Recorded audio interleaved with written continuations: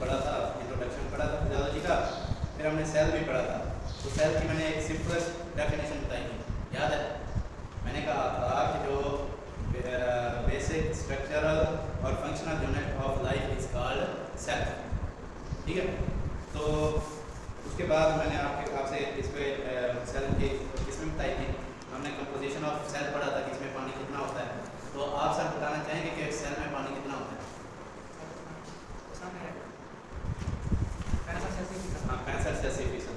ठीक है, तो फिर हमने ऑर्गेनेलिज ऑफ सेल पढ़े थे। ठीक है, आज हम अपनी ऑर्गेनेलिज को डिस्कस करने जा रहे हैं।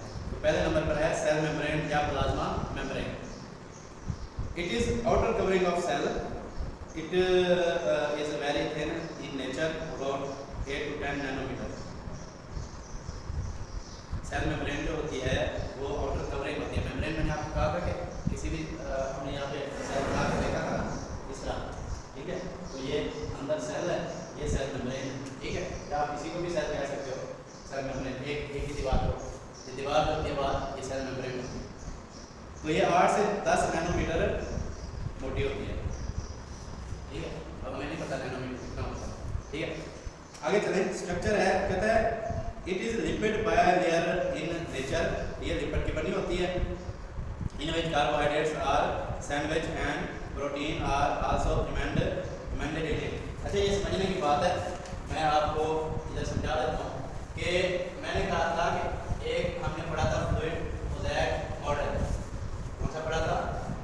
Fluid mosaic model. उस मॉडल में हमने ये पढ़ा था कि जिस तरह सैंडविच होता है उस तरह ये सेल की जो बाल होती है ये बनी होती है लिपिड की। इसकी लिपिड की। तो जो सेल के अंदर ऑर्गेनेलिज होते हैं वो होते हैं प्रोटीन। क्या होते हैं? प्रोटीन। और कहीं कहीं बीच में क्या होते हैं? कार्बोहाइड्रेट्स। शाबाश, ठीक है। अच्छा, ये तीनों चीज़ें मेरे सेल में होती हैं। क्या होती हैं? तीनों चीज़ें होती हैं। इस मॉडल को कहते हैं फ्लूइड मोज़ेक मॉडल। ठीक हो गया? तो वो यही बात कर रहा है कि सेल जो है और इसकी जो ये दीवार है लिपिड की होती है और ये कार्बोहाइड्रेट इसके अंदर सैंडविच की शक्ल में होते हैं। ठीक है बेटे, आगे चलें। अच्छा जी, इसकी पीछे तस्वीर दी हुई है सेल की ना।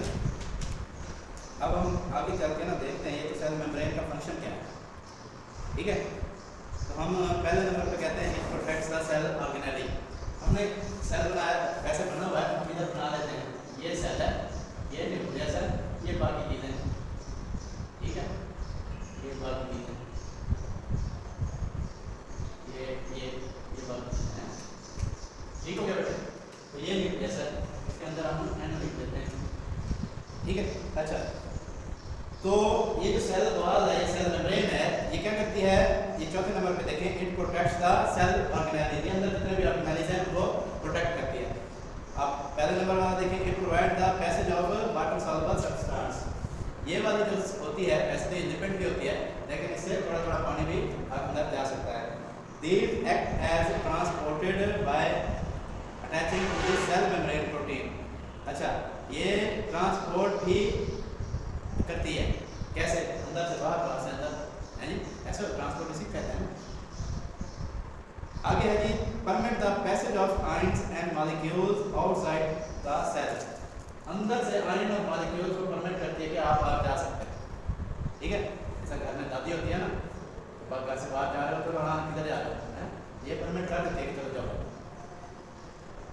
Some carbohydrates in plasma membrane are helpful for binding of RNA। यानी जो लिपिड सॉल्युबल चीज़ें होती हैं ना वो इजली हो जाती हैं। क्या हो जाती हैं? अंदर चली जाती हैं।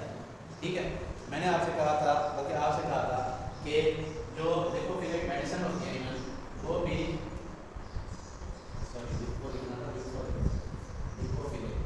वो मेडिसिन जो है 90% को आसानी से अंदर चली जाती है। इसी तरह कुछ प्लाज्मा मेम्ब्रेन वाले जो हार्मोन्स होते हैं जैसे इंसुलिन है वो भी अंदर आसानी से चले जाते हैं। ठीक हो गया?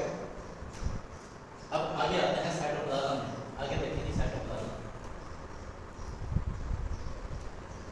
साइटोप्लाज्म की जो मैंने डेफिनेशन बनाई हुई है ये आप बाद में इसे सुन लीजिएगा। It's thick solution that fills in each cell and is covered by cell membrane. ये सेल के अंदर थिक किस्म का फ्लूइड होता है, थिक समझते हैं ना, गाढ़ा फ्लूइड होता है साइटोप्लाज्म आपके सेल में। अगर आप इधर तस्वीर में देखें तो ये कहाँ लिखा हुआ है साइटोप्लाज्म, देखें ये लिखा हुआ है, ठीक है। साइटोप्लाज्म देखें उसने निशान लगाया कि अंदर जो खाली जगह है उसके अंदर, अगर इसको आप मोबाइल वाली तस्वीर में देखेंगे तो ज़्यादा अच्छे से नजर आएगा।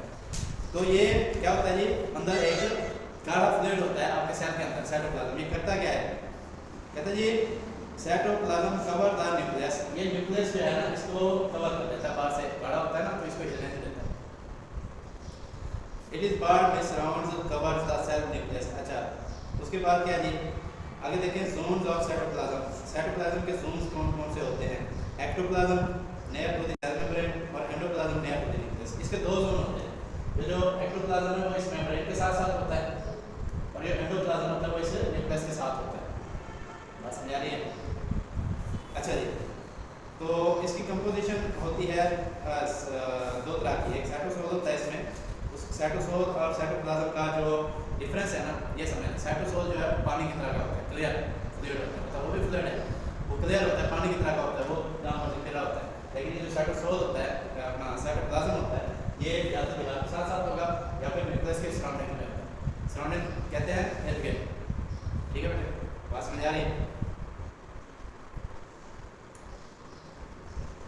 अच्छा प्रोटोप्लाज्म जो होता है ना, ये देखिए नीचे सेल के आगे लिखा हुआ प्लाज्मा मेम्ब्रेन, प्लाज्मा मेम्ब्रेन के आगे साइटोप्लाज्म और फिर न्यूक्लियस। यानी सेल की प्लाज्मा मेम्ब्रेन के साथ साइटोप्लाज्म होता है और साथ न्यूक्लियस के साथ भी होता है। और जबकि साइटोसोल जो होता है वो नीचे देखिए लिखा हुआ है वो सारे ऑर्गेनाइज इसके साथ पैदा होता है, वो क्लियर फ्लूइड है। प्रोटोप्लाज्म आपने पढ़ा होगा, इसी साइटोसोल को साइटोप्लाज्म को और न्यूक्लियस को प्रोटोप्लाज्म कहा जाता है, दोनों को मिला के, ठीक है। आगे देखो एंडोप्लाज्मिक रेटिकुलम। कहता है जी endoplasmic reticulum is a tubular portion in the cytoplasm. अब ये जो एंडोप्लाज्मिक रेटिकुलम होता है ये साइटोप्लाज्म के अंदर ट्यूब्स होती हैं, ट्यूबुलर पोर्शन होता है और ये भी दो किस्म का होता है। मिसाल